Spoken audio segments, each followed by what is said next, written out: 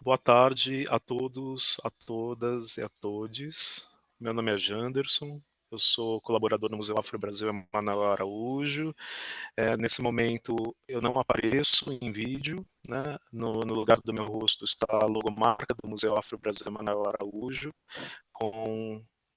no seu formato quadrado, com uma faixa horizontal dividida em três cores, né? Que é a verde, azul e terracota.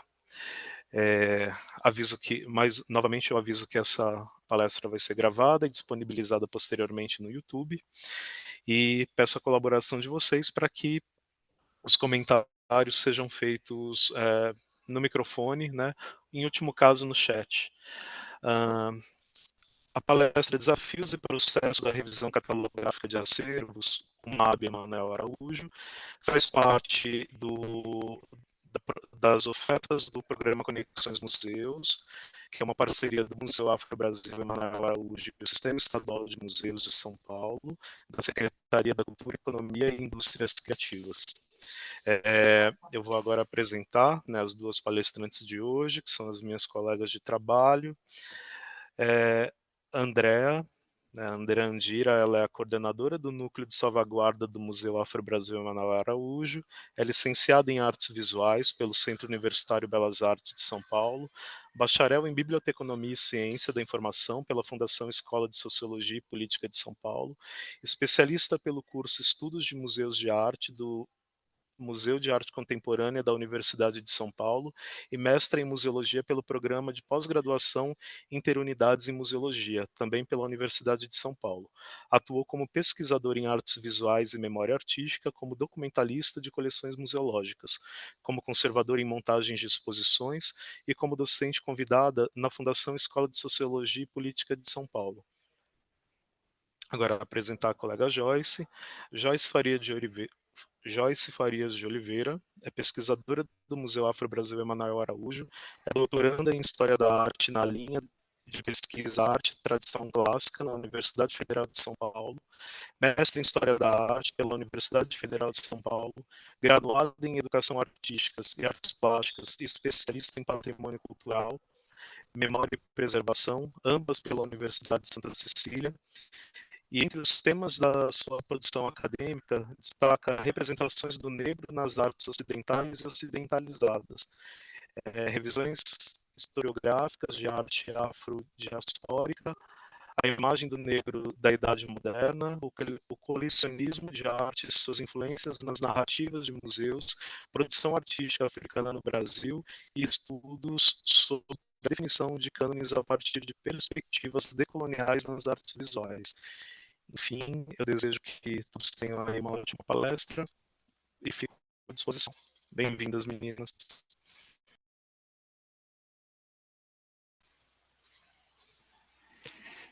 Bom, boa tarde, gente. Boa tarde a todas, todos e todes. Acho que a gente pode começar com a nossa autodescrição, né, Joyce? Você quer começar? Depois eu começo? Pode ser, pode ser. Bem, o Jean já fez a apresentação mais solene, né? Enfim, né? A gente já vai partir para a questão da autodescrição e depois para a apresentação. Bem, só reforçando, né? Sou a Joyce, pesquisadora aqui do Museu Afro-Brasil Emanuel Araújo. Sou uma mulher negra, né? Hoje estou com os cabelos soltos, né? Bem armados, né? Eles são negros. Ao fundo, eu estou vestindo uma blusa preta, né? Brincos de argola. Ao fundo, uma parede num tom já quase que sumindo, mas um tom de amarelo. E estou no ambiente de trabalho, só reforçando isso. Pode falar, Andréia. Bom, boa tarde de novo. Eu sou a Andréa Andira, eu sou a coordenadora aqui do Núcleo de Salvaguarda, que é o núcleo responsável pela gestão do acervo museológico. Eu sou uma mulher de pele branca, meus cabelos hoje estão presos, mas eles são enrolados, estão presos com grampos, tem um lado dele que é raspado. Estou vestindo um vestido de alça pink. Também estou no ambiente de trabalho, atrás de mim tem uma impressora e um armário. E é isso, acho que a gente pode começar. A Milena, que é a nossa colega, vai compartilhar a tela com a gente para a gente poder fazer a apresentação, tá? Da nossa fala.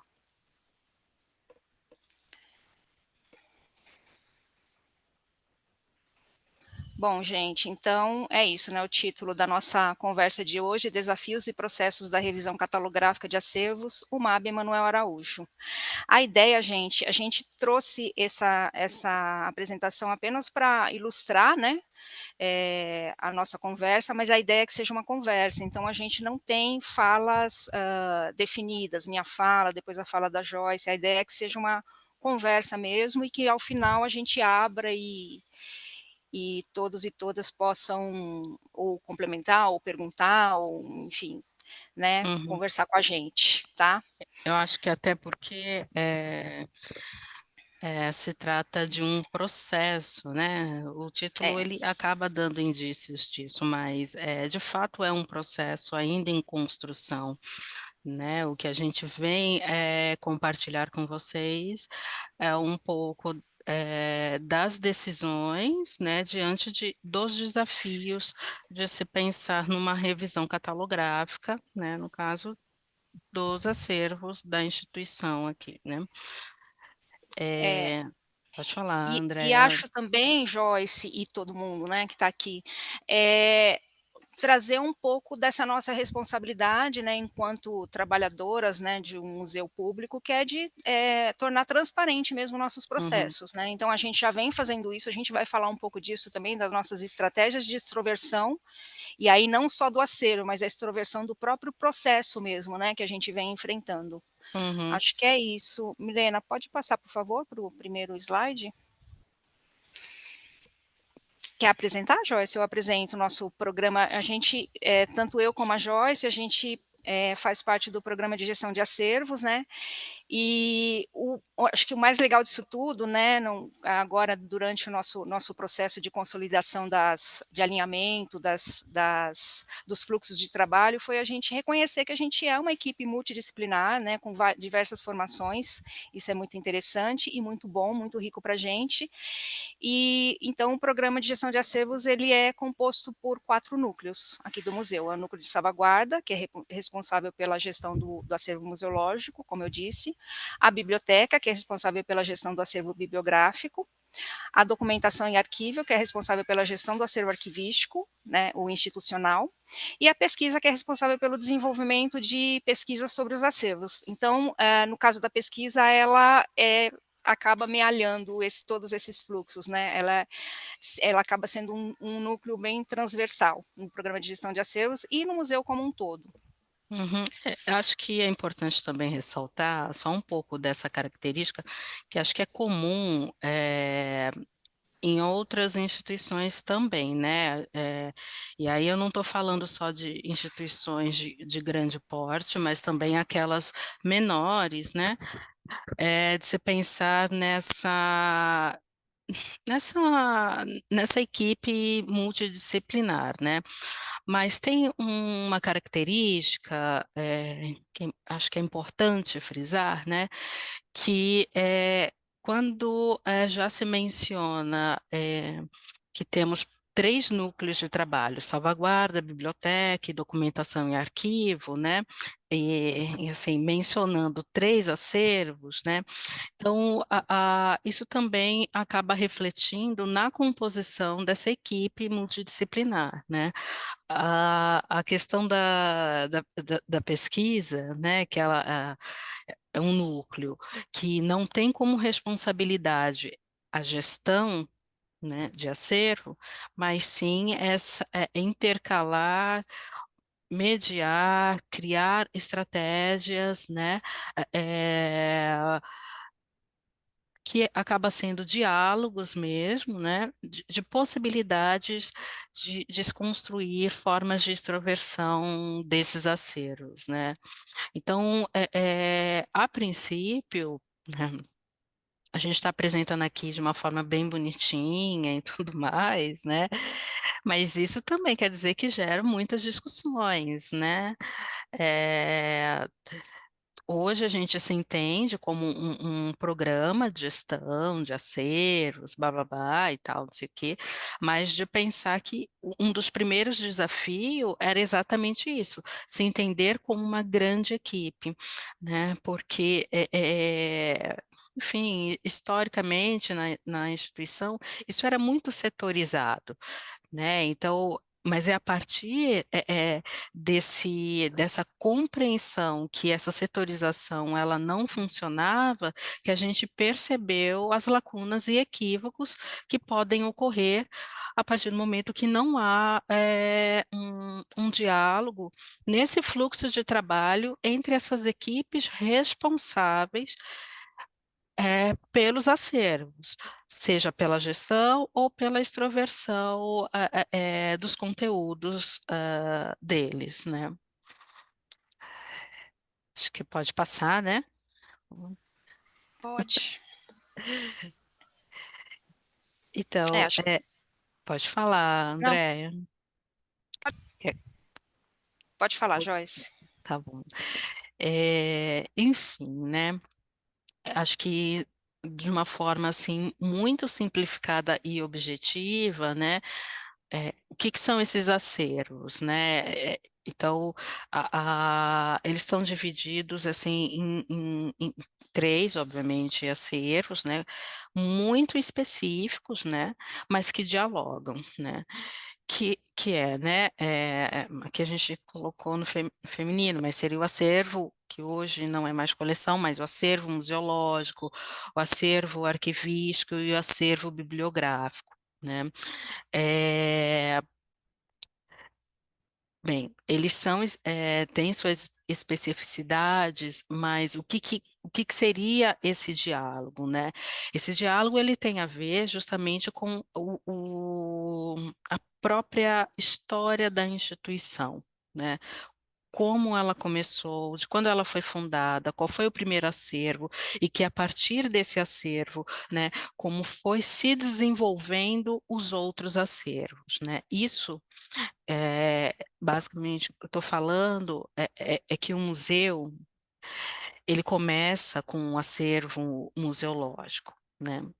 E a partir do acervo museológico, né, lá em 2004, quando a instituição foi fundada, né, que tinha em torno de 1.100, né, 1.100 itens, né, a história dessa instituição, né, não só em termos de ampliação dos seus acervos, né, mas de suas atividades, de suas exposições, né, tudo isso entra nesse escopo do qual a gente entende que é a memória institucional. Então, assim, os três pilares para se iniciar um entendimento da própria instituição, de fato reconhecer essa distinção, né, não só cronológica, mas das especificidades de cada acervo, né, o que que eles são e em que momento eles foram sendo ampliados, estruturados, entendidos ou não entendidos, né? Então, é a partir disso, né, que a gente acaba tendo, acho que o maior desafio, né, quando a gente pensa numa revisão, né? É, Milena, por favor. É, eu só vou adentrar um pouquinho, André, aí depois eu acho Tá bom, que. tá, Então, fica à vontade. nessa questão que eu comentei sobre dos desafios de uma revisão, o que que acontece, né? A, a instituição, ou seja, o Museu Afro-Brasil, hoje, Manuel Araújo, né, está chegando nos seus quase 20 anos, né? E nunca se passou de fato por uma revisão. Então, o que a gente tem de história da instituição é uma construção desses acervos, né? Mas não houve um momento em que eles começaram, assim, olhar para os acervos e tentar entender o que era o que e como estava ali. Esse ali que eu estou falando é justamente essa catalogação, né? Por quê? Porque se a gente ainda não conseguia entender o que era o que, a gente não consegue definir os perfis desses acervos, né? Então, é, a decisão, né, de se fazer uma revisão, né, ela não é tão simples, né? Ela parte de diagnósticos, ela parte de diálogos, ela parte é, é, é, de consciência de perdas e ganhos, né?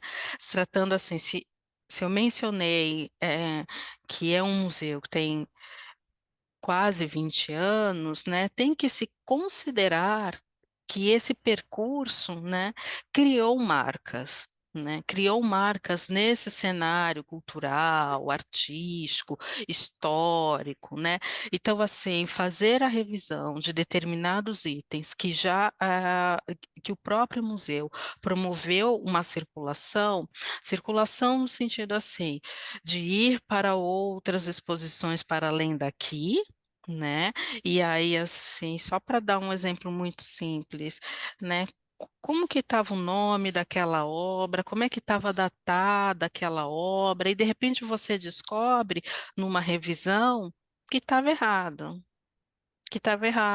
porque não houve um processo de catalogação, né, que tivesse fôlego para pensar eh, em preencher essas lacunas, mas também de rever informações. Então, essa questão da circulação, ela pesa, não, ela pesa ainda, né, para a gente, né, porque o museu constrói, né, referências, né, a partir do momento que se faz exposições, atividades educativas, publica catálogos, né, publica material educativo, né, posta nas redes sociais, né, desenvolve um site, atende o público, né? Então, tudo isso era muito, ainda pesa muito, né? O que eu estou querendo dizer é que, assim, o que que vocês vão ver, nada foi feito de forma negligente, né? Justamente essa equipe multidisciplinar, ela, ela também é pensada para isso, né? Para nenhuma decisão ser unilateral, né? É preciso contextualizar, né, todas essas questões dentro da própria história da instituição, né? Em relação a isso, né, um dos primeiros passos, né, é de pensar como que a gente poderia fazer isso, como que se chegaria a isso. Eu acho que nesse momento, acho que a Andrea pode explicar melhor, né, essa questão, porque no meio do caminho surgiu um patrocinador, né? Eu acho que essa parte mais burocrática e dessas distinções que vocês estão vendo nesse slide, é, foi um caminho que a gente acredita que foi assertivo para começar a identificar o que era o que, né? Para fazer essa revisão. Milena, você pode passar para o próximo, por favor?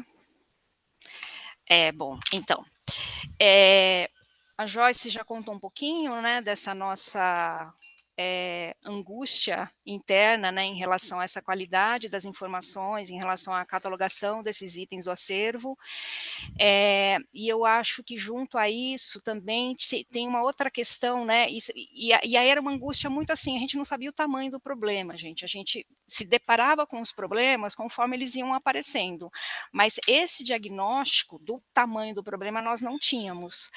E aí, a gente realmente resolveu parar e fazer um diagnóstico quando a gente começou a perceber que estava praticamente impossível de trabalhar, não é, Joyce? Eu posso estar exagerando, mas eu acho que não. Estava muito difícil de atender pesquisadores, estava muito difícil de atender o público interno mesmo, os educadores, né, os profissionais do programa de exposições, a gente não conseguia uma qualidade informacional em relação aos itens do acervo que fosse confiável.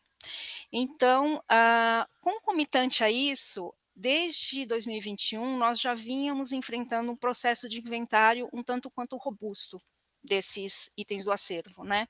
A gente fez um processo de inventário meio ao contrário, então a gente não partiu de listas de obras que já estavam previamente catalogadas, a gente preferiu partir dos itens e gerar uma lista nova a partir deles. E aí a gente foi descobrindo, né, os famosos backlogs de informação, né? Então, assim, desde procedência do item até mesmo um título faltando, um autor que não se reconhecia, esse tipo de coisa. Isso em 2021. No final desse ano, nós fomos procurados pelo Instituto Ibirapitanga, com um desejo de nos oferecer um apoio financeiro para algum projeto que nos fosse caro.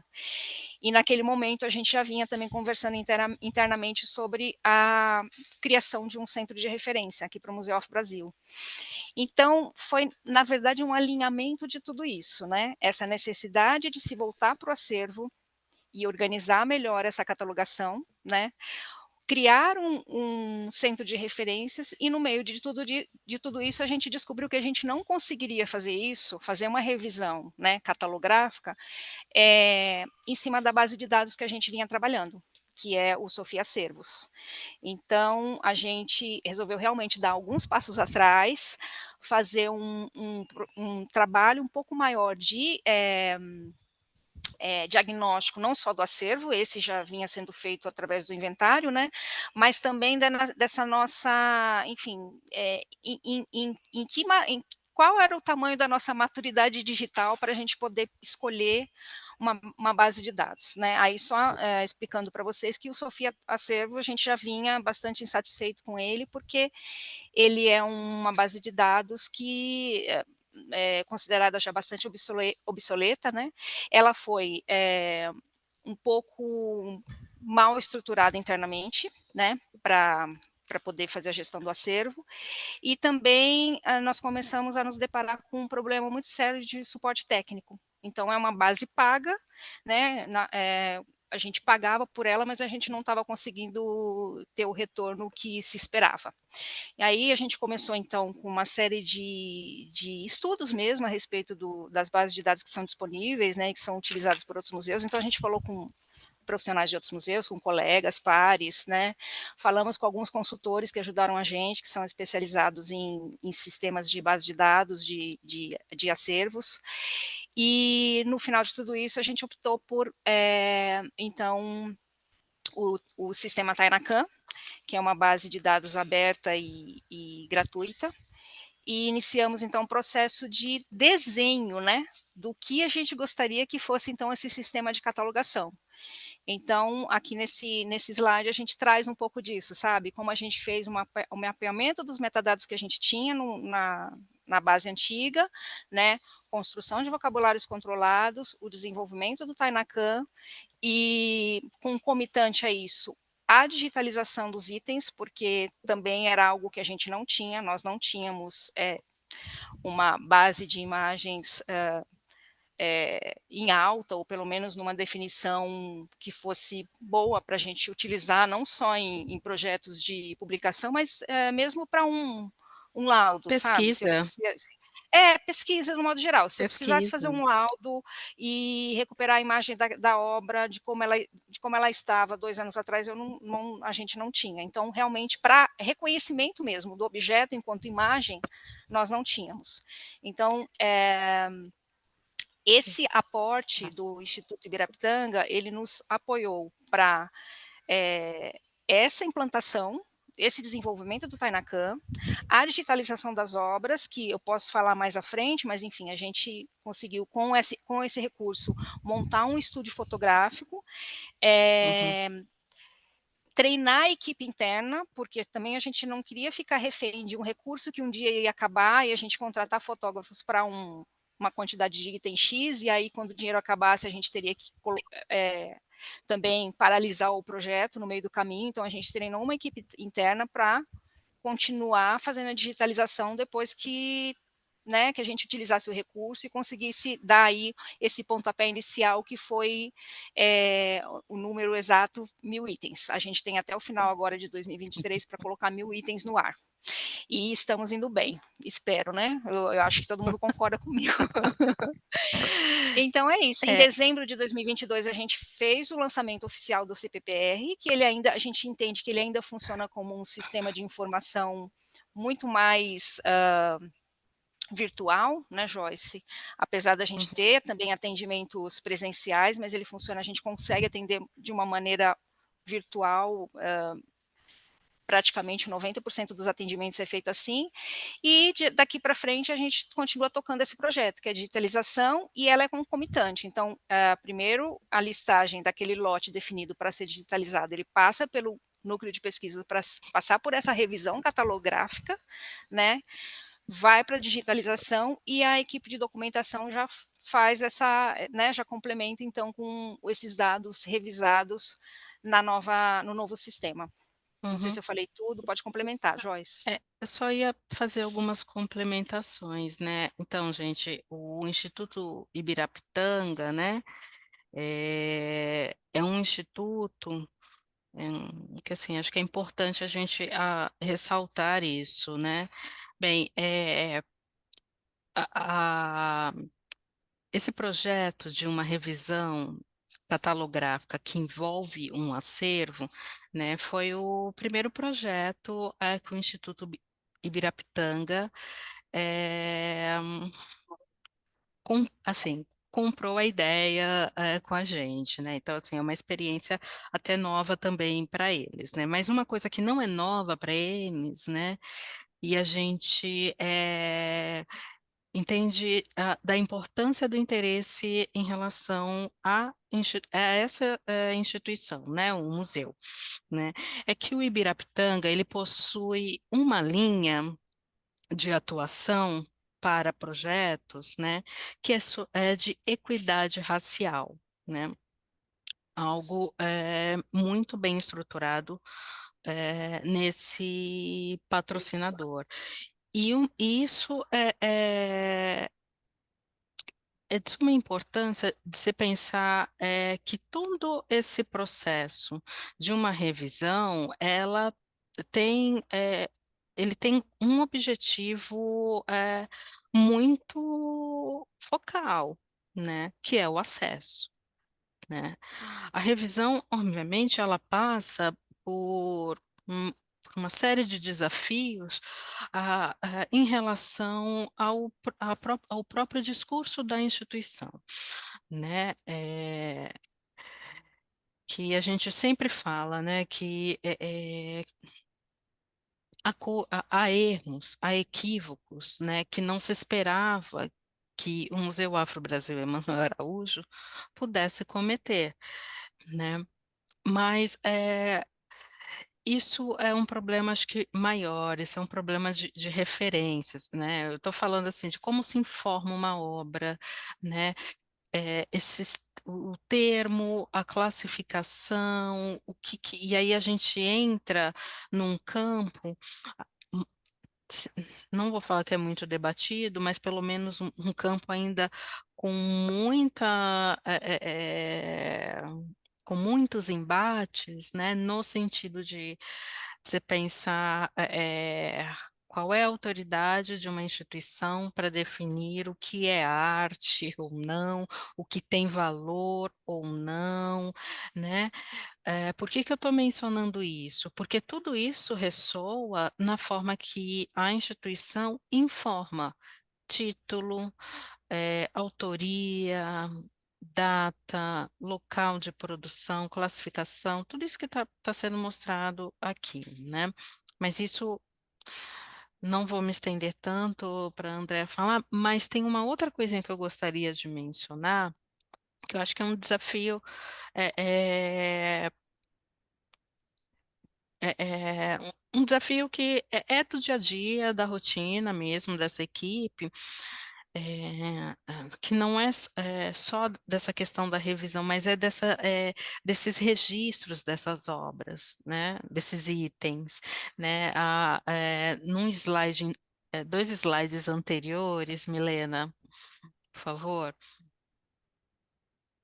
né, desses itens bidimensionais, tridimensionais, as obras raras específicas, dossiês de exposições, itens multimídia, tudo isso dentro desses 3 acervos, né? Essa questão, pode voltar lá, Milena, por favor. Onde a gente, essa questão, ela não é tão fácil de se resolver, né? A proposta é desenhada, né, para isso se tornar um projeto, né? Como a Andrea comentou, né, dessa formação da equipe, nessa construção de um estúdio, né?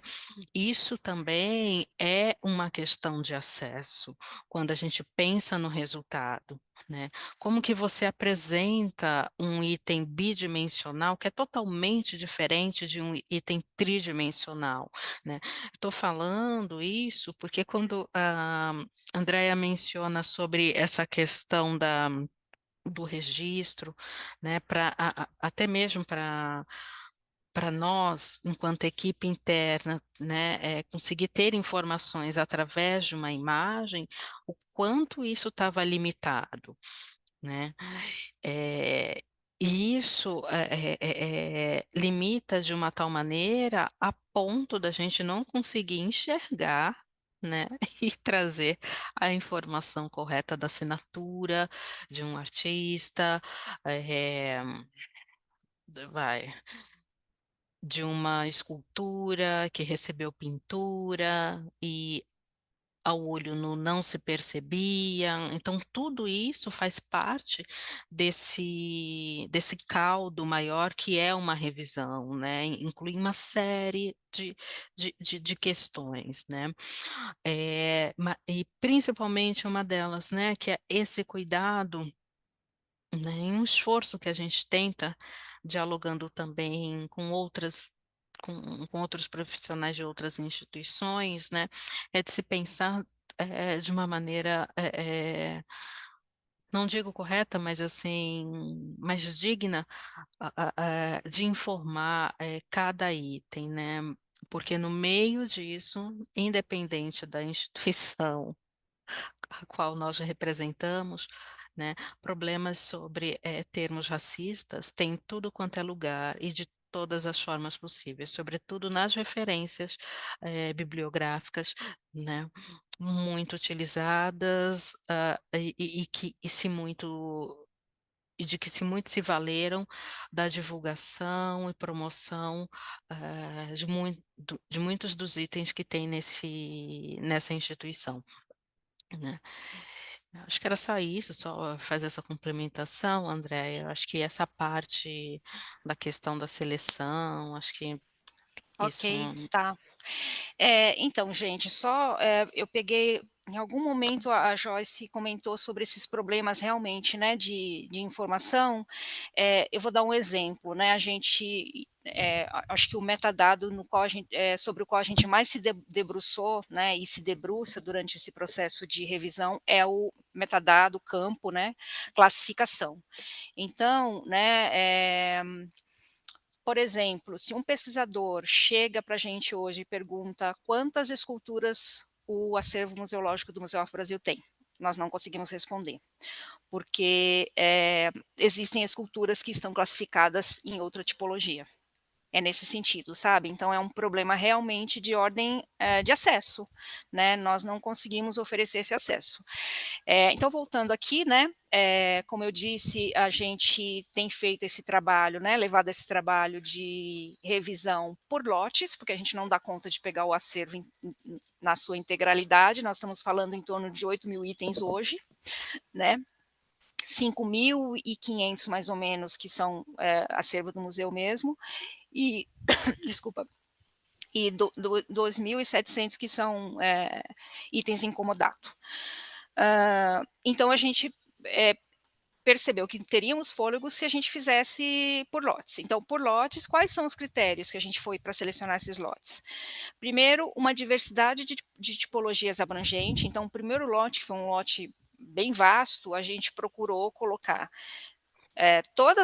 um pouco de todas as tipologias que a gente tem no acervo e também Bem louco. a datação, né? O recorte temporal, né, Joyce? A gente partiu do século XVIII até agora.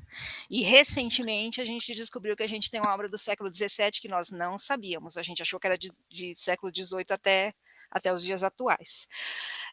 Então, na revisão, o núcleo de pesquisa fica responsável por essa revisão do conteúdo e o núcleo de salvaguarda é responsável por essa padronização. Então, é isso, né? Transformar todo esse conteúdo que está sendo revisto numa linguagem documentária, né, com vocabulários controlados, né, de uma forma que fique padronizada para que você não use dois termos para o mesmo tipo de coisa.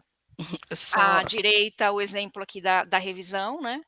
Pode falar, Joyce.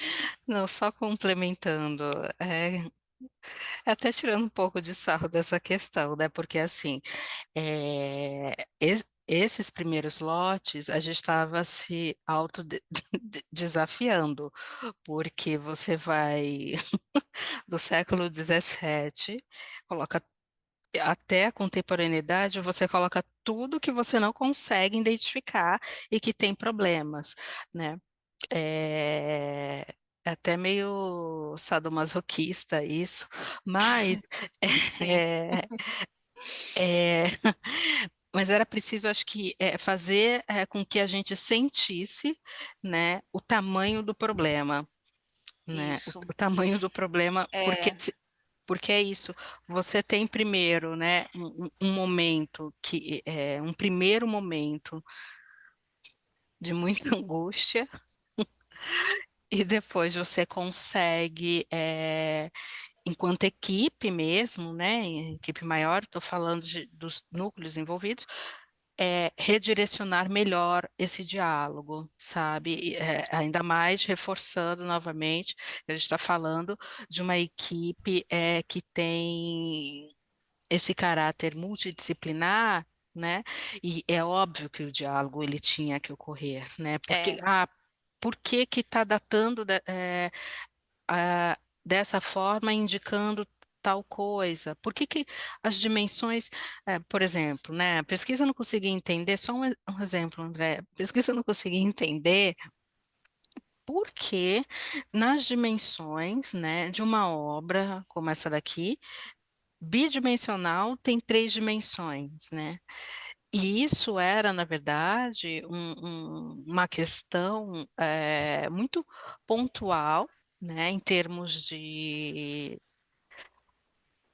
trabalho também, de informação de trabalho, né, para Sim, conservadores, né, quando uma obra dessa sai, né, então, assim, era preciso sempre se atentar a essas questões e discutir uma por uma, né? Desculpa, exatamente, é André, isso. E foi aí que a cortei. gente optou por colocar, né, na frente da dimensão, quando tem 3 dimensões e é uma obra bidimensional, a gente informa então que é com moldura, né, então essa terceira dimensão seria a profundidade da moldura. Milena, pode passar, por favor. Bom, então, acho que eu já falei, né, eu falei, agora vem os slides, enfim, mas a ideia foi essa, então, de fazer essa elaboração dos vocabulários controlados, né, citei, inclusive, o metadado classificação, e é um trabalho de bastante fôlego, gente, porque aí é isso, né, a gente você define o termo, né, o termo mãe da classificação, mas você depois vai ter que pensar nos termos que vêm abaixo. Então, assim, realmente foi um trabalho. A Joyce falou um pouco, né, sobre essa questão de toda a equipe está muito afinada. porque realmente hoje a gente brinca muito com isso, né? Virou como se fosse uma linha de produção. Se a pesquisa demora na devolutiva de uma lista de revisão, todo o resto do processo para. A gente para de digitalizar, a gente não é uma cobrança, Joyce, estou dando um exemplo. Porque é isso, mas eu acho que realmente foi muito bom também para a gente redesenhar esses fluxos e entender que uma equipe não funciona sem a outra, é isso, né? Uma pessoa não funciona sem a outra, a gente depende um do outro aqui para conseguir chegar a algum lugar.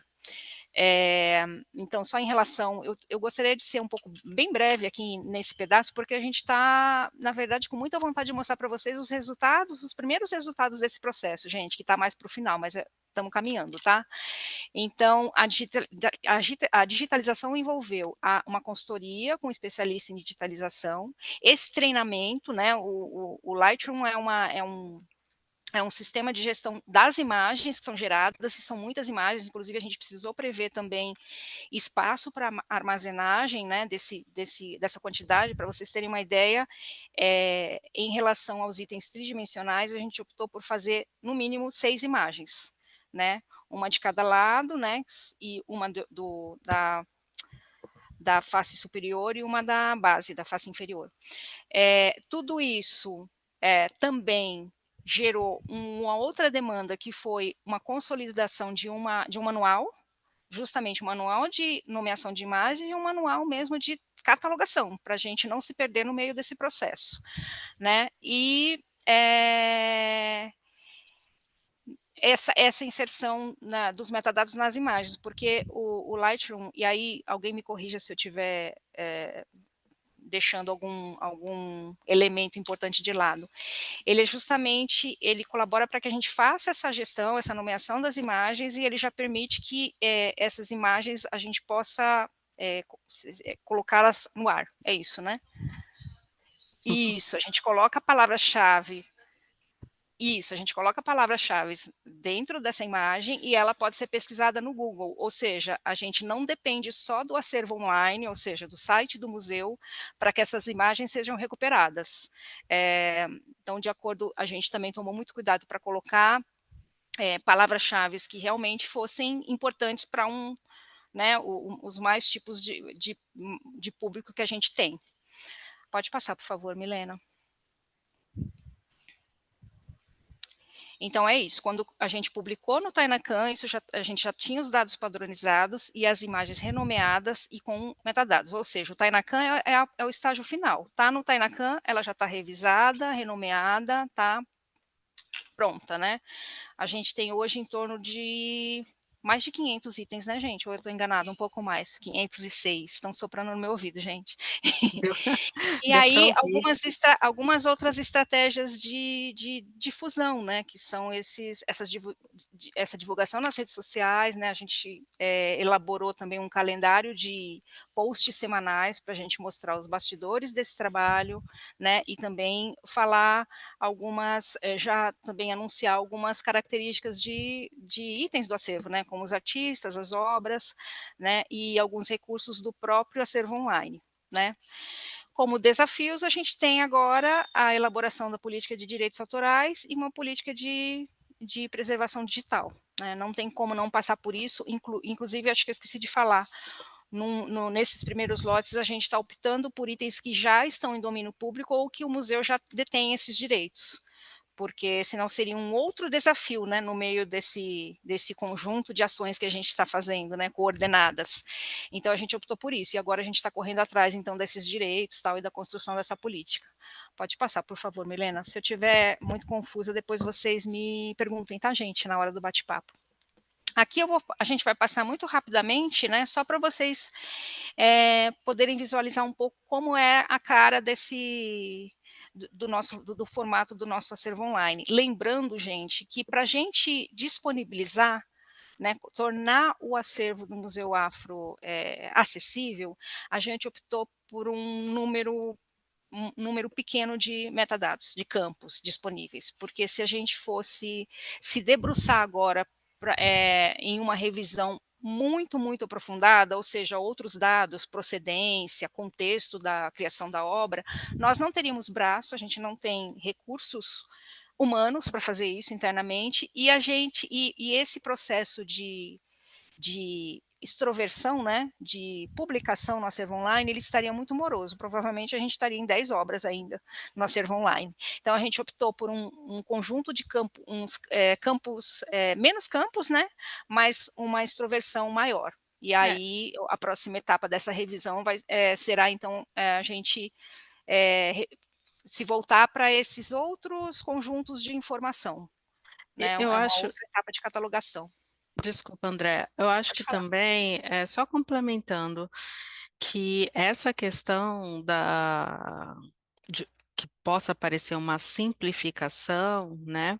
É, foi uma estratégia, assim, do nosso ponto de vista, inteligente, no sentido assim, a gente estava lidando, né, acho que voltando ao começo das nossas falas, né, com uma instituição que nunca teve, teve não, né, mas assim, que lidou, acabou, assim, nunca teve que lidar com essa questão de uma revisão, né, então, levantar eh, assuntos e mais assuntos, né? Acho que até nem cabe, por exemplo, à própria instituição criar conceitos, né? Mas sim estabelecer informações, né? E fazer isso num primeiro momento de uma forma mais sucinta, né? Mas sempre visando a informação, nessa próxima etapa que a gente pretende desenhar, né? No futuro, provavelmente ainda é tratando de informação, né? Acho que é importante ressaltar isso para ficar bem evidente, bem claro, né, que a instituição, acho que é isso, qualquer instituição, na verdade, ela tem como obrigação, né, dar acesso às informações, né, de cada item, né, que está salvaguardado, né? Então, eu acho que isso também acaba sendo, acho que, a justificativa mais válida, né, para a gente, em termos dessa dita simplificação, que é, assim, para o público, uma simplificação, mas para a gente é um mundo à parte, É um sabe? mundo à parte. E é um ganho, né, a gente está ganhando em qualidade mesmo, Uhum, né. uhum. Milena, por favor, pode passar. Então aqui, o slide anterior era a coleção, é isso, tá, gente? Nós precisamos elaborar dentro do Tainacan algumas coleções, porque o Tainacan ele é uma base ele é um repositório, né?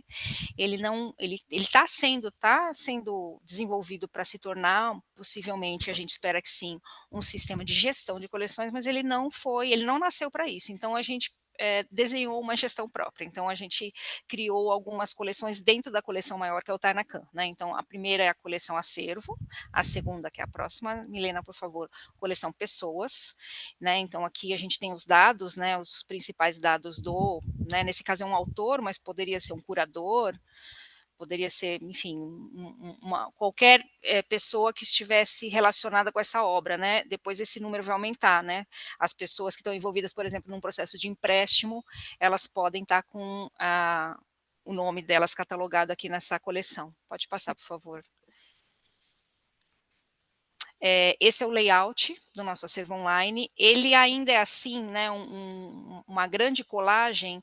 A gente depois pretende fazer algo mais separado ou por tipologias ou por temáticas, sabe? Brincar um pouco com isso, fazer algumas separações para que fique mais fácil do público acessar exatamente o que ele quer.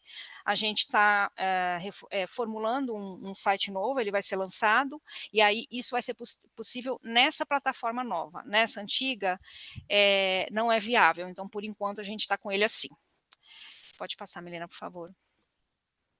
Aqui um exemplo, né, de uma obra, essa imagem ela é possível ainda ser mais expandida, você consegue identificar bem os detalhes da obra, a gente está fazendo numa qualidade de imagem muito boa. Pode passar, Milena, por favor. Aqui são os dados, né, dessa ficha catalográfica. Então, esses nomes, né, classificação, linguagens visuais, eles são clicáveis também, pode passar. Os dados da produção, a descrição, né, materiais e técnicas. E aí vai, pode passar, por favor. É só mesmo para vocês conhecerem, mas depois a gente vai dar o link para vocês entrarem direto no acervo online. Ai, chegou na parte que eu gosto. Enfim, aqui só um pouco da imagem também para a gente sair dessa parte cansativa, né, de catalogação, que é o nosso estúdio fotográfico. Então, como eu disse, né, a gente conseguiu criar implantar mesmo um estúdio internamente. Ele é bem equipado, a gente está muito feliz, a gente tem uma documentalista no setor que ela já tinha um curso de fotografia e ela recebeu essa capacitação, né, quando a gente teve esse trabalho junto com o Ipirapitanga, a gente conseguiu fazer essa capacitação mesmo voltada para a digitalização de acervos, né? Pode passar, Milena, por favor. Aí é nosso estúdio, tem sempre um fotógrafo ou uma fotógrafa, geralmente são mulheres, e uma conservadora junto para manusear essa peça e virando para a gente fazer as tomadas, né? Pode passar, por favor, Milena. É isso, gente, a gente está bem feliz com esse, enfim, é um ganho, né, para a instituição, e aí tem os desafios, né, aquelas obras enormes que a gente tem que precisar do apoio de uma escada, né, enfim, a gente vai se ajeitando conforme a obra vai solicitando. Algumas imagens foram até usadas para alguns posts nossos. Aqui é nosso fotógrafo e nossa fotógrafa trabalhando, enfim, é isso, eles já vão renomeando as imagens, tratando, né, tudo feito, como eu falei, nessa linha, né, de produção. Pode passar, Milena, por favor. Então, aqui acho que é só falar. Você quer falar um pouco disso, Joyce? Enfim, o que a gente identificou, né, enquanto os benefícios de ter um acervo online, né? Então, ampliar esse acesso mesmo, né, informação, alcançar usuários que não conseguem visitar o museu presencialmente, facilitar o acesso das informações pelos usuários internos, que, né, ainda são, mas eu acho que cada vez menos, dependentes da gente para ter informações sobre algum item, sobre enfim, um conjunto, né, de itens. E os recursos da plataforma digital, eles enriquecem as buscas. Então, assim, você consegue filtrar por várias formas, né, quando você tem um sistema desse. Auxilia na difusão do acervo e facilita a atualização dos registros, né? Então, o Tainacan, ele tem a base interna, ela é muito parecida com o que vocês viram agora, a externa, né? O que fica visível para o usuário. Então, tudo que a gente cataloga lá, você deixa no modo privado. Quando você vê que já está tudo certinho, já dá para publicar, você só clica em publicar, e aquilo já vai para o acervo online. Então, tem essa agilidade também, né? Fontes de informação para pesquisadores acadêmicos, né, para garantir uma produção do conhecimento, mais informações nos registros, e uma fonte de informação para projetos internos no museu. Então, é isso, a gente consegue, pelo próprio acervo online, algumas informações, enfim, né, conteúdos mesmo para a gente poder gerenciar, enfim, a elaboração desses outros produtos que a gente vai falar um pouco mais para vocês agora. E já mesmo, viu, Joyce? Porque já são 16 horas, a gente já tinha que estar calando a boca para começar a conversa. Mas só você falou. Bom, vamos lá, Não, continuando. deixa eu só fazer uma complementação, que eu acho que a gente tinha falado lá no começo da questão do lançamento de um centro de referências, né? E como tudo isso ele fortalece, né? Ele dá base, né? Justamente para esse entendimento do que é um centro de referências, que basicamente ele funciona através de ações virtuais, online, né? Porque primeiro que todo esse processo vem fazendo a gente entender, enquanto instituição, que essa é uma continuidade do próprio museu, né? O acervo online, ele não é, desculpa o termo, né? Mas assim, não é uma ferramenta de brincadeira, né? Simplesmente de apenas curiosidade, né? É um museu se colocando, né? É um museu expandindo essa questão do acesso, né? Que eu acho que isso a gente pode pensar não só por conta de um acervo online, né? Mas são as redes sociais, é um site, né? Quando a gente hoje pensa assim dessa necessidade de de se ter um site novo, de se ter, é de pensar isso, que é uma continuidade da instituição, né? Hoje exposições elas podem ser virtuais, né? Claro, com outro caráter, com outra estrutura, né? Mas elas existem também, né? Então, a gente pensa de como tudo isso acaba sendo promissor para a gente pensar, né, nos caminhos, né, do próprio centro de referências, né? Quando a gente fala de atendimentos, né, a gente não está fazendo um atendimento que deixa ainda de ter aquele elemento humano por detrás de tudo isso. Pelo contrário, né? Ele, na verdade, ele é uma complementação, né? A gente está falando de uma instituição, né, que tem seus núcleos, que precisam atuar também nesses atendimentos, né, salvaguarda, arquivo, biblioteca e pesquisa, né, mas que o centro de referências, né, ele permite a gente conjugar tudo isso e alinhar. Isso é uma questão de qualidade de dar informação, a qualidade da informação, né? Já que temos três acervos diferentes, né? Quando você alinha, você preenche lacunas, né? E são lacunas que não necessariamente são só dos itens desses acervos, é da própria história da instituição. Então, esse processo, né, que a gente acabou apresentando, né, ele praticamente, enquanto conceito de trabalho, ele é a base desse centro de referências, né? A gente fala que não tem hoje ainda um site de acordo com esse centro de referências, né?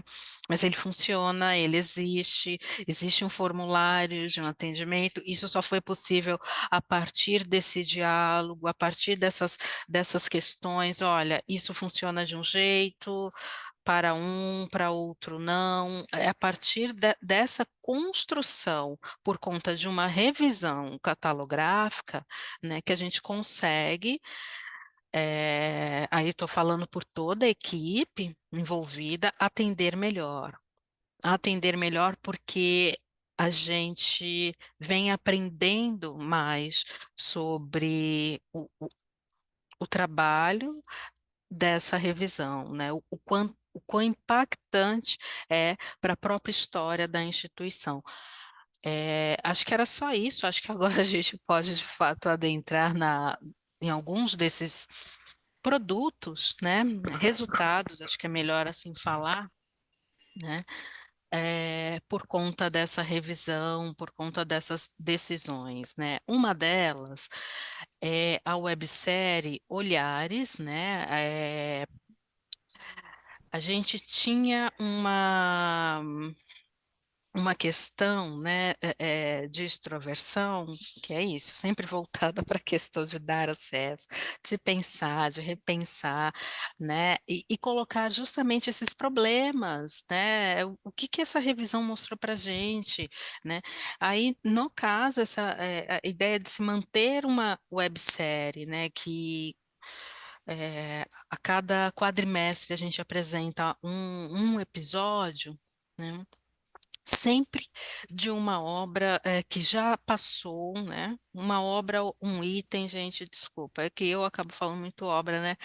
De um item, de um dos acervos que passou por essa revisão, né? No caso, com mais força, o próprio acervo museológico, né? Então, no caso aqui era sobre um título, né? Que ele foi modificado, né? Isso, na verdade, era um título atribuído e a gente, justamente isso, né? A partir do momento que você consegue de- deter um pouco atenção para aquele item que está sendo revisado, você começa a perceber que tem coisas que, nossa, te levam para para outra esfera de não só de discussão, mas assim de apresentação. Como é que a gente resolve isso? Então a gente narra um pouco na websérie, nesses episódios, né, esses desafios, né? O que foi, por exemplo, modificar, né? Modificar assim, não é que a gente apagou o título que estava, não. Ele está lá na base de dados, né? Mas é preciso entender por que que ele foi revisado, né? E aí, no caso, isso permite a gente falar dessa revisão a partir é, do próprio discurso da instituição, né? Então, Uhum. esse foi um caso, né? A gente, é, bem, começamos esse ano, bem, são 3 episódios, então, por ano. A ideia é que futuramente a gente consiga ampliar um pouco mais, a gente acha que 3 por ano é pouco, né? Milena, pode passar, né? É, esse segundo episódio, só mencionando, né? Se fala da classificação de esculturas, né? Um dos grandes entraves para a gente, pensando no conjunto de esculturas que a própria instituição tem e que muitas delas sequer foram classificadas como esculturas, então recuperar isso você recupera também é, o artista, o povo, a cultura, o contexto histórico, artístico, cultural, enfim, né? Mas reconhecendo que cada item ele é único, né? Ele tem sua própria história, né? E o que a gente acaba fazendo, né? São curtíssimos, né? São vídeos curtíssimos, episódios curtíssimos, que a ideia é justamente essa, né? Se distanciar de alguma ideia de conceito, né? Que não nos cabe. Cabe à academia, né? Cabe às pesquisas acadêmicas, né? Mas a instituição cabe apresentar, né? Apresentar quem é o artista, apresentar a materialidade, apresentar um pouco do processo, né? Então, são coisas assim, num sentido muito mais didático, né? Uma linguagem muito mais didática, porque a gente fala tanto de acesso, acesso, acesso, né? Então, esse acesso ele tem que ser também enquanto linguagem, né? Ele precisa ser entendível tanto para aquela pessoa que nunca foi no museu, né? Mas ser entendível também, obviamente, para aqueles que pesquisam, né? Sobre determinadas coisas, para professores, para estudantes, assim, é um material que está lá, né? Que pode ser utilizado como um complementar, né? E aí eu acho que assim, nosso ponto de vista é que a gente consegue, a partir disso, alcançar outros públicos que nem sempre conseguem estar presente na instituição. Tudo isso só para falar do quanto é importante a gente reconhecer que não é só presencialmente, né? É preciso ter essa consciência que tudo que é extrovertido, né, é com base em informações, e que informações a instituição quer passar, né? Acho que próximo, né? Eu acho que agora a gente chega na cereja do bolo, né? É, eu acho que a, essa conversa com vocês é justamente para fazer esse lançamento, embora já esteja algumas semanas no site da instituição, teve uma divulgação nas redes, mas a gente ainda não teve a oportunidade de apresentar todo esse processo que foi para chegar no resultado de uma publicação como esta, né? A primeira publicação por parte do Programa de Gestão de Acervos da instituição, né, é resultado direto, né, de todo esse processo que a gente apresentou até agora, né, uma seleção muito mais sucinta. Então, assim, o tema pinturas, na verdade, é justamente daquilo que a gente tinha como facilitador em termos de discussão para esse momento, né? Lembrando que, assim, o conteúdo foi um conteúdo desenvolvido por toda a equipe, né, em meio a outras demandas, né, mas era muito significativo para a gente lançar, né, e a ideia de cara, que foi muito estratégico também, é de lançar o selo da publicação, garantindo como posso dizer, um contorno sobre o que o programa de gestão de acervos tem interesse em publicar a partir dessas experiências, né? O texto do selo está no conteúdo dessa publicação, né? Mas é muito importante ressaltar isso, né? E acho que ler com cuidado, pelo menos de entender os objetivos, né?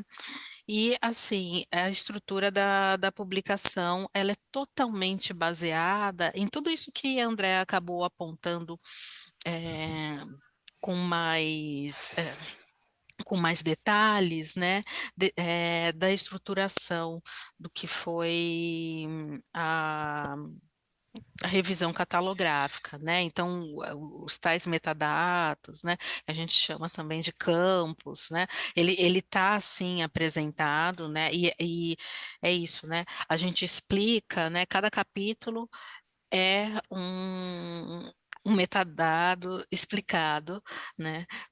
Por que isso? Porque como que a instituição está vendo isso a partir dessa revisão, né?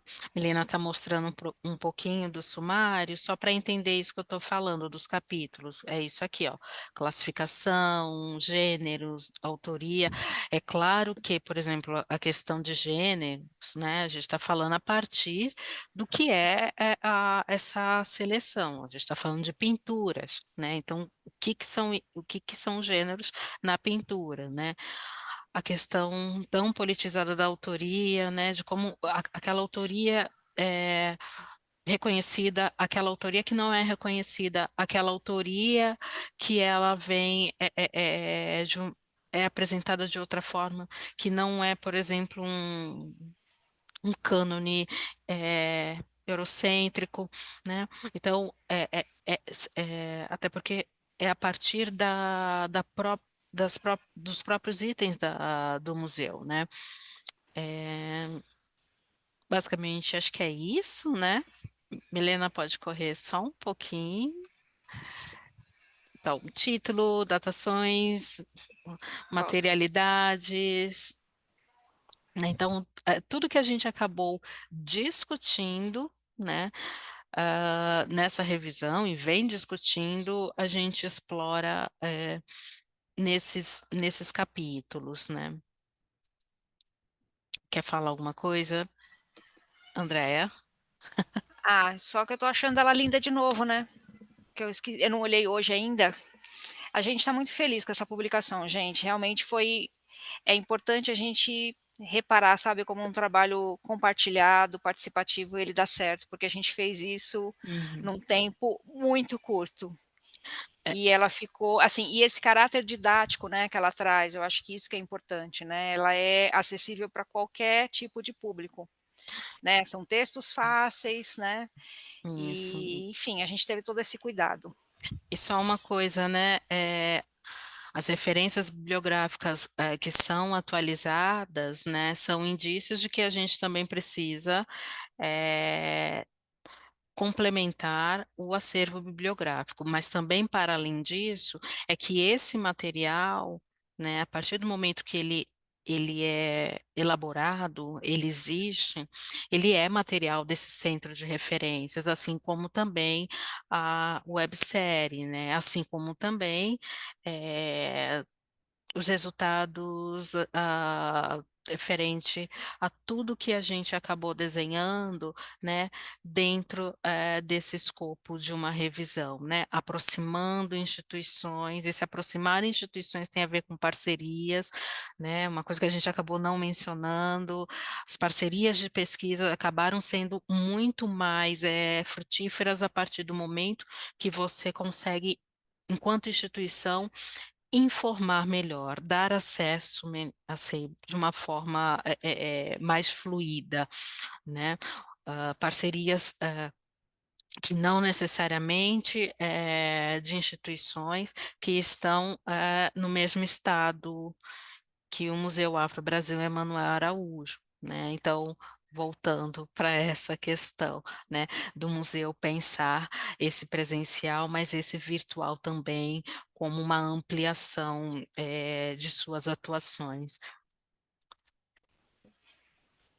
Acho que é isso, né, acho que a gente tem aí uns minutos para dar o 4h30, que era o horário limite para a gente terminar, para que as pessoas, se alguém quiser fazer alguma colocação, alguma pergunta para a gente, enfim, conversar, dar ideias, trocar, né, enfim. Eu acabei esquecendo de colocar no chat para vocês compartilharem questões, mas eu acho que é mais interessante se alguém quiser falar alguma coisa, porque está sendo gravado, né? Boa tarde, meu nome é Bruna, eu sou do Museu da Cidade. Vocês me escutam? Estão me escutando bem? Sim, sim. Parabéns, gente, que lindo, assim, que trabalho incrível, muito, muito bonito de ver e muito importante também para todo mundo, né? E eu queria fazer uma pergunta específica, assim, que o material que vocês publicaram, que está incrível, eu já tinha dado uma olhada, ainda não consegui fazer uma leitura mais calma, mas ele está bem focado nas pinturas, né? Mas vocês estão fazendo também o tridimensional, vocês estão fazendo todos os acervos, né? Essa revisão e essa adequação no Tainacan, né? Vocês estão trabalhando também com os acervos arquivísticos, assim, com os documentos arquivísticos? E vocês poderiam falar alguma coisa a respeito disso, dos desafios? É isso, basicamente. Quer falar, Andréia? A gente, Bruna, tudo bem? Obrigada, viu? A gente começou realmente com o desafio maior que a gente tem em termos de lacunas informacionais, que é o acervo museológico, né? A ideia é que a gente agora,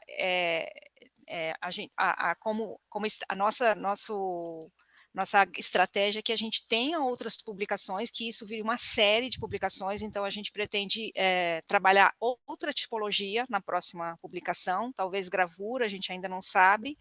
Em relação aos documentos, você se refere aos documentos institucionais ou documentos históricos? Porque se foram os A ambos, históricos, na verdade. tá, A os ambos, na verdade, documentos. porque são os institucionais, enfim, imagino que vocês coloquem também.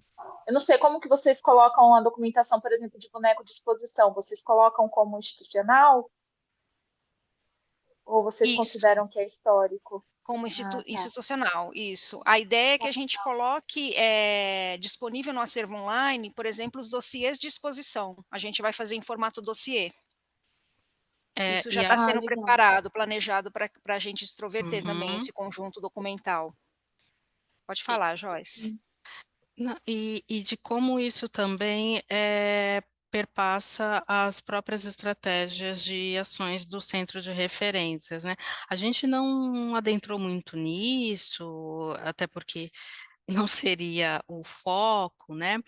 Mas, por exemplo, a gente tem projetos paralelos, né? Que são a genealogia dos acervos, né? A genealogia, ela não, ela compreende justamente como é que não é a partir, por exemplo, né? A história, qual é a história da instituição, como que é contada? A instituição foi formada a partir da coleção particular, quer dizer, da doação da coleção particular de Emanuel Araújo, né? Mas muitas das obras elas já tinham circulado, né? Elas já tinham circulado de exposições que são extremamente significativas para entender, por exemplo, a exposição de longa duração daqui. Né? Nós temos elementos na exposição de longa duração que vieram dessas exposições, que antecedem. Então, isso é memória institucional, né? A genealogia, ela tem um marco que é antes do museu e depois do museu, com outras exposições, né? Aí são todas mesmo, né? Isso que a Andrea falou, a história das exposições, né? Do museu, né? Mas essa outra também, né? Porque o que a gente tem no acervo, né, que tá ainda precisa ser melhor separado, né, porque encontramos coisas no bibliográfico e no arquivístico, né, é material, né, que fala sobre também esses itens, né, e esses itens eles não são só do acervo museológico, né, eles sinalizam para outras coisas, né, e isso é muito significativo, assim, de como o discurso institucional que eu tanto mencionei é como a instituição conta a sua história, né? É como aquela obra, sei lá, que está hoje aqui, será que ela estava há 10 anos atrás, né? E há 20 anos atrás, e que exposição estava circulando? Então, tudo isso é material que faz entender como esse discurso foi sendo construído, né? Às vezes é um texto, às vezes é um texto perdido, é um texto que foi descontextualizado, né? Então, tudo isso quando a gente pensa assim, como é que a gente vai dar acesso a isso? Primeiro é tornar isso, né, fisicamente como dossiês, né, para depois a gente pensar melhor como que isso vai entrando dentro ah, dessa base de dados. Mas a ideia é que, aí acho que só complementando, né? Andrea já acabou dando um spoiler sobre essa questão de uma nova publicação, né, que a gente só tem fôlego para fazer uma por ano, né? Mas quando o texto do selo, né, deixa evidente, né, que a gente está tratando dos três acervos, né? Que no momento, né, a gente pensa assim, quando a gente tiver condições, e eu estou falando de condições em termos de informação, né? Podemos fazer sobre documentos institucionais, sobre algumas exposições, né? É exatamente isso, né? Só para ter uma ideia, quando eu estou falando da exposição de longa duração, a gente tem plotagens que não são obras aqui, mas elas têm já um valor histórico no entendimento de construção da história de como da imagem do museu. A exposição de longa duração é a cara do museu. Não tem como falar que não é, né? Mas tá, aquilo não é acervo. Né? Por exemplo, tem uma plotagem que estava em 1988 na mão afro-brasileira no MAN, né? E veio para cá. né? Tá desbotado, tá isso e aquilo, É, não tem valor artístico, mas a expografia, dentro da expografia tem um valor histórico.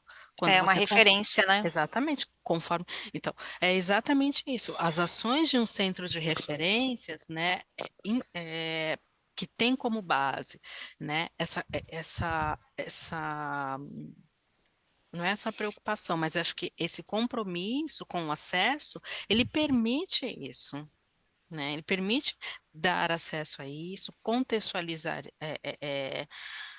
esses elementos, e não necessariamente a gente está falando do acervo, mas de uma complementação do entendimento do próprio museu com o seu acervo. Uhum. Pessoal, só um aviso chato, se vocês puderem preencher o formulário de presença, tá? Isso é importante para a gente. Desculpa, Joyce, não sei nem se você tinha terminado. Não, Bruna, eu não sei se a gente Sim, respondeu, mas eu espero que sim, a sua questão. sim, agradeço. Muito obrigada. Nós que agradecemos.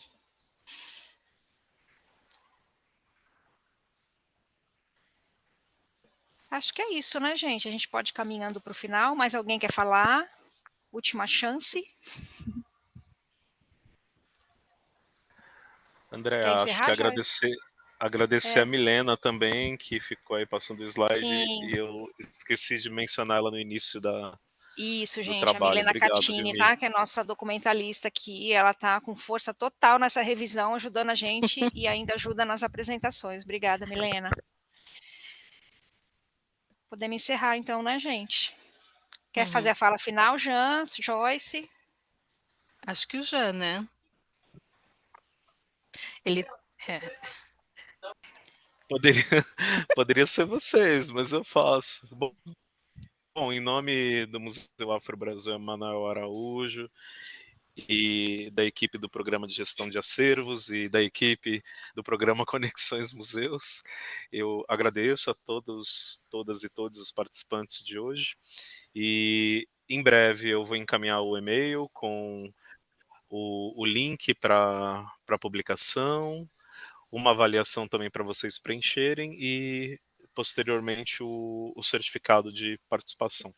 Então agradeço a todos, a gente fica aqui disponível para vocês, no que precisarem, e é isso, grande abraço. Gente, muito obrigada, obrigada mesmo pela presença e escuta. acho que é sempre importante isso, Sim. né? Essa partilha. Obrigada, gente. Tchau, boa tarde, pessoal. Tchau, tchau.